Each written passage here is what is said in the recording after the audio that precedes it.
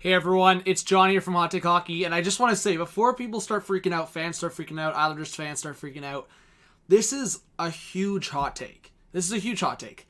Do I think that Mathew Barzal will be traded or will be moved? No. But I think there's potential for it. He is a pending RFA. He's arguably the biggest, I would say he is, the pending RFA. And he's a guy that's going to command top dollar. And I really don't know for this next contract if it's going to get close to 9 or 10 million. I think Mathew Barzal for this next contract would make more sense in around 8 or 9. But there is the potential for an offer sheet. And if a team comes forward and over that extreme amount, which if it's over 9.6, I think in around 10 million, we're talking about 4 first-round picks being the compensation. So is a team willing, that is a playoff contender already, that has some cap space, willing to do that, willing to take it on? I don't know, and I really don't think so, but there's always that potential. There honestly always is, especially for a number one centerman in Mathew Barzal and a guy that has his whole career ahead. There's potential for it. There's definitely potential for it. So I do want to kind of consider that as I go through this video, but go through 3 teams that I believe could either go for an offer sheet or pursue a trade for Mathew Barzal if it makes more sense. I'm going to start with the first of 3 teams. This is in no specific order, but 3 teams that I believe could consider either an offer sheet or a trade for Mathew Barzal. So starting with number 1, the Calgary Flames. So I think this could be an offer sheet. I mean, we've seen the Flames consider an offer sheet before, which could make a lot of sense. I mean, the Flames have been rumored to look for another centerman. Backlund's getting older, and while his cap hit's at over $5 million cap hit, they could be looking for Backlund to play in more of a third two-way role, getting that offensive second-line guy, or maybe even first guy ahead of Monahan. It really depends who it is. But Barzal could be a guy, and if it was a trade, it would have to be, for me, one of these 3 guys going back to the Islanders. It wouldn't make sense for the Islanders to make a trade unless they were getting a significant player back. We've seen Johnny Gaudreau trade rumors. Johnny Gaudreau is from New Jersey, so it wouldn't be too far from home if he was to get traded to the Islanders. I think Monahan's a hot take, but again, if you're getting Barzal, Monahan would be the easy flip to one centerman for another. And Elias Lindholm, who's shown very well over the last couple of years, could be the major piece going the other way. So I think for the Flames, I mean, if you're talking about Elias Lindholm, he's been great. But if you were on the surface able to keep both Gaudreau and Monahan and bring in Barzal, again, this is a super hot take-ish video, but at the end of the day, we've seen RFA issues with players. And I feel like for Barzal, as much as anyone out there, there's such a discrepancy between numbers for Barzal. I mean, he's put up offensive numbers, but he hasn't put it at a large range, a large sample size, and there would definitely be question marks if he's ready for the... I mean, we've seen guys get huge contracts. Panarin was more established, I would say, but only over a 3-year span.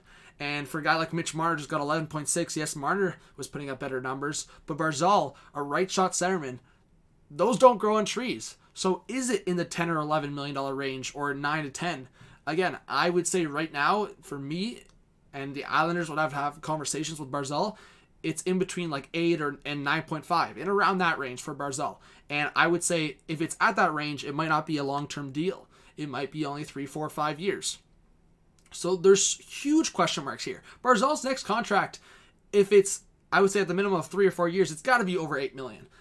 Again, we've seen guys get shorter-term deals that are not as effective and not as established as what Barzal's done so far, still get 6 or 7 million, and yes, at a shorter term, but Barzal, again, is a centerman, a number 1 centerman at that. So if it was a trade, it would have to be one of these guys going back as the major part of the deal. Again, this isn't Gaudreau, Monahan, Lindholm for Barzal. This is one of these guys being the major targets for the Islanders, and again, potentially other pieces, depending on who it is out of this list. So that would be the Islanders' targets from the Flames.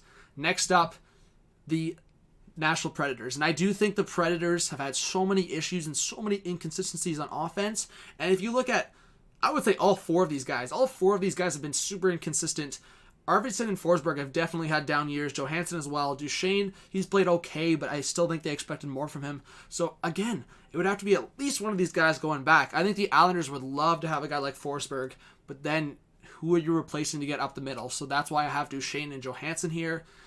This would be really interesting. Again, I think the Preds would have to shed a lot of cap. They would have to shed that Kyle Turris contract. I do think that if they want to make a trade here, they have to send one of their major caps back to the Islanders, and they don't want that Kyle Turris contract, so it would be one of these 4 guys at least. That's if it's a trade. Again, I think the Preds are less likely to be one of the teams for an offer sheet. Again, they would have to shed a lot of cap. So we will see. I do think the Preds do need a shift and do need a shakeup in that offense, though. And they're a team that's too good to be a borderline playoff team, in my opinion. And the third team on this list, again, in no specific order, the Montreal Canadiens. I've been making a lot of Canadiens or the Canadiens being involved in videos, and that's just not on purpose. I just do think that Bergevin, if he wants, again, we've confirmed that Julian's going to be there next year, and Bergevin wants to make his big stamp, make his big impact on this team, he's got to make that move for that top centerman.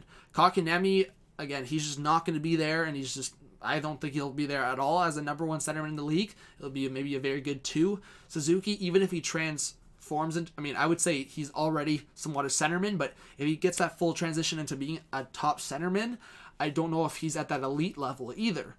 Again, I think Suzuki's going to be very good, but when we're talking about elite, that is Mathew Barzal in my opinion. I think Barzal has a lot more to prove, but I think he's going to be at that level. So when we're talking about packages, Kotkaniemi, Domi, Tatar, I think at least 2 of those 3 pieces are in that trade. I don't think the Islanders need a right shot defenseman in Petrie, and I know I've talked about Petrie potentially being in a trade. Tatar only has 1 year left on his deal. So Max Domi and Kotkaniemi would be maybe these big guys that the Islanders would get back. Kotkaniemi, who has definitely high top 6 potential, and same with Max Domi, who we've seen put up great numbers, and he can come in as, again, he's not going to be a first-line centerman, but another addition to your top 6, and then maybe a first-round pick. This one's a lot more difficult, and I would say out of all the teams in the league, the one team I'm looking at for a potential offer sheet would be the Montreal Canadiens.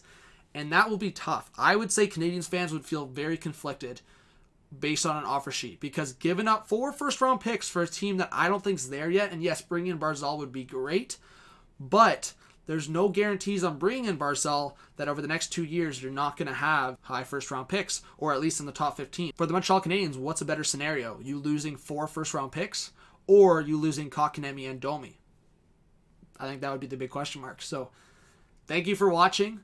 Let me know what you think on these 3 teams. I think overall for the Montreal Canadiens, they're a team that could do both. Bergevin's done crazy things. For the Nashville Predators, I think it would most likely be a trade. Again, this is such a hot take-ish video, and I don't think Barzal is going to be moved. I think he will re-sign with the Islanders, even if it's on a short-term basis, but I do see him returning to the Islanders. And for the Calgary Flames, Barzal's from BC, so that would be the closest scenario of him being close to home.